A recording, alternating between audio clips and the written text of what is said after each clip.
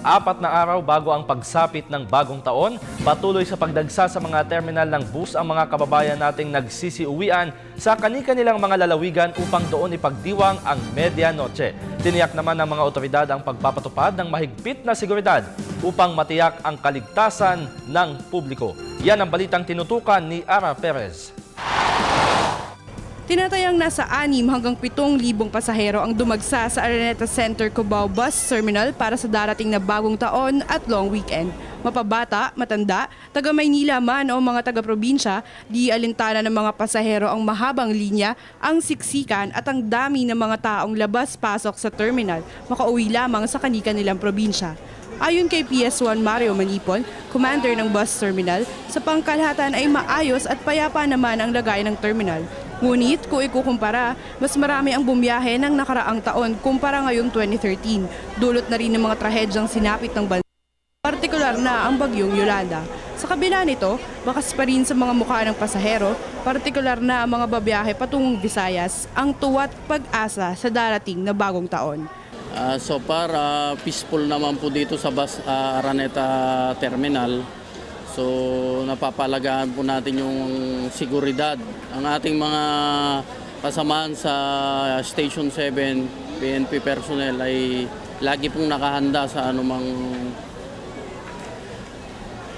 pagsubok dito sa bus terminal. Masaya sila kahit na may sakuna silang pinagdaanan dahil sa Yolanda na yan, kita mo pa rin yung paghahanda nila sa nalalapit na New Year. Halos patungong Bicol at Visayas ang mga biyahe ngayong gabi at wala namang gaanong delay o pag-antala sa pagdating ng mga bus. Siniguro ni Manipon na handa ang kapulisan at iba pang opisyal sa pagbabantay sa mga pasahero. Sa ngayon, wala pang naitalang anumang paglabag sa mga pinagbabawal na gamit tulad ng flammable materials, mga matutulis na bagay at maging mga baril.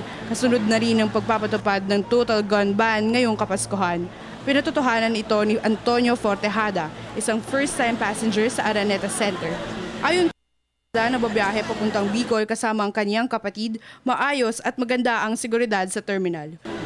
Dito maayos naman, di naman magulo eh. Di naman magulo. Na-observehan ko, di naman magulo. Yung siyempre may kaingayan, di ba? Yun lang naman na ano. Ngayon, at saka ngayon lang ako nakapunta rito. Ngayon lang ako nakapunta rito. Okay naman. Wala naman ako napupuna na gulo. Maganda na dito. Maganda sitwasyon. Upang magpalipas ng oras, naabutan namin ng ilang mga massage chairs, kainan at bilihan ng pasalubong para sa mga biyahero. Payo ni Manipon sa mga biyahero, sumunod lamang sa kanilang security measures, mag-ingat at para sa mga babiyahe pa, magpa-reserve na agad ng tickets 2 araw bago ang takdang araw ng pagbiyahe. Pinapaalala po natin sa mga pasahero na bawasan po natin yung mga dala-dala natin para hindi po tayo masyadong nahihirapan at maabala. At kung maaari po sana, bago tayo umalis, magpa-reserve na po tayo 2 days before na bibiyahe po tayo. Para sa Telebisyon ng Bayan, Ara Perez.